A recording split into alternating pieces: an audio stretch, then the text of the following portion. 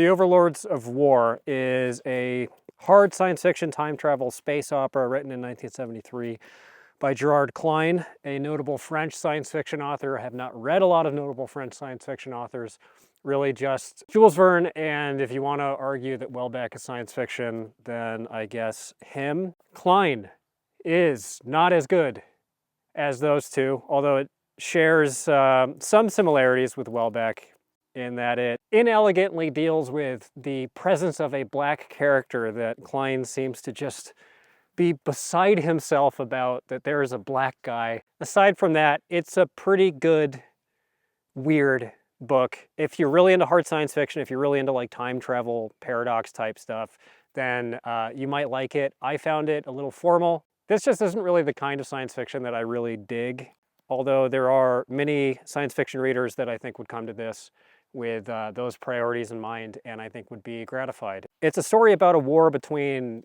humans and this race of aliens who are like big bird people, kind of like the aliens in Space Beagle. And the humans have a biological weapon in their back pocket called a monster, which is a kind of alien that is believed to be very intelligent and has the self-defense ability to time travel a few seconds forward or backwards in time when it is threatened by something. They also are prolific self-propagators. They mate asexually and they release spores that grow into monsters, and this monster is carrying 18,000 spores. So the protagonist goes to the home world of the rival aliens in order to deposit this pregnant alien to wreak ecological havoc and to hopefully wipe out or majorly disrupt the operations, at least, of this alien empire. Things did not go exactly as planned.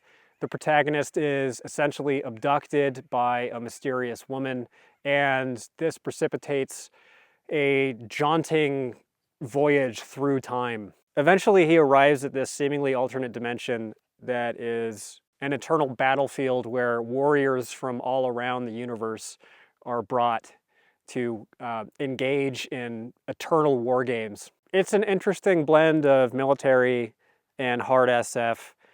I found the plot overly convoluted, a little bit confusing. I found the characters flat-ish.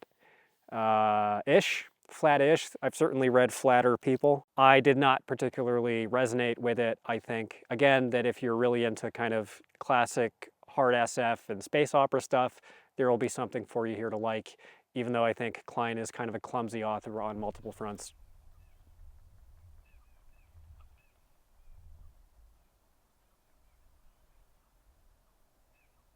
Next, I read Vor by James Blish. Vor is an acronym. It's the name of an alien that crash lands on Earth, kind of like in a 1950s B-movie, sci-fi movie.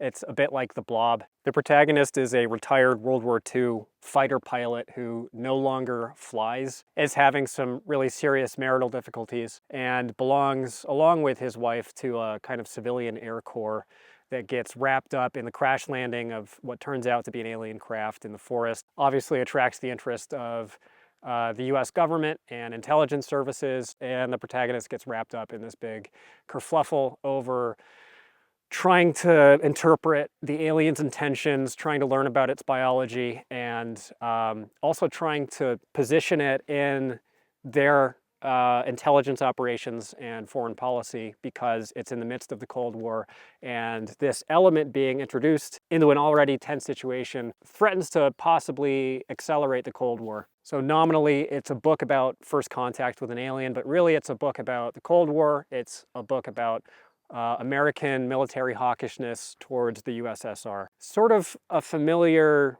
tableau if you've read Black Easter and Day After Judgment, which I think Vor is rather close to. And if you like those books, I think that you'll like Vor. I don't think that it's Blish's best. I think that the After Such Knowledge books are better, but it is unsung and it should be sung more.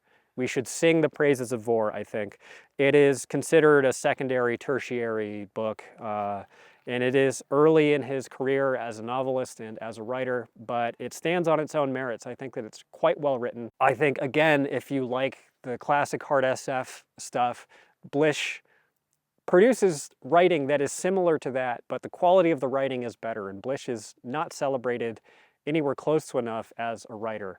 His prose is really strong. It's kind of straight down the middle. It's really accessible, but there's an intelligence inherent in the things that he says and how he says them that's notable. The book might be a little bit slow for a lot of people, and if you come to it expecting a thriller or expecting a science fiction horror, which it kind of is marketed as, I think you'll probably be disappointed. But if you already have a taste for Blish and you kind of know what to expect from him, I think this is a completely worthy book to be included in the canon of Blish works.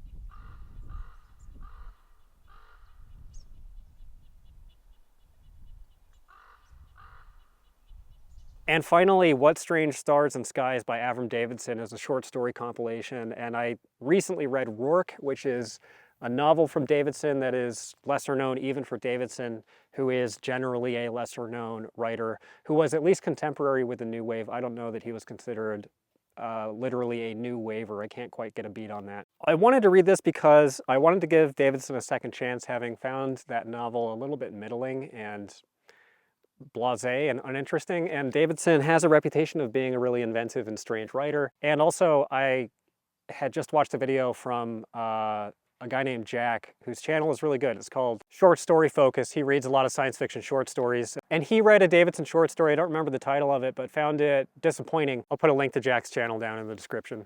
So I wanted to give it a shot, and I got to say that I also found this really mediocre, really bland. I gave this one a perfect 5. Perfect 5 out of 10. It's neither good nor bad. And it is typical of science fiction short stories from this era. These were written between 1957 and 1964, and I've had a really spotty track record with material from this period.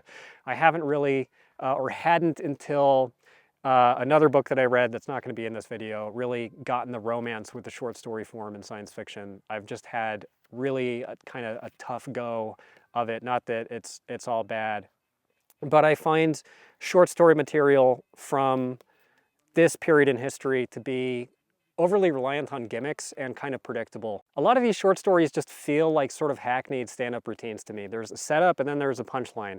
Most of the story is just building up to the twist ending. It all just kind of starts feeling samey after a while, and you can see that there's a twist ending coming. And when the twist comes, very rarely at this point am I really twisted up in it. I've read in a couple places that Davidson's real appeal lies in his later work, where he gets more experimental.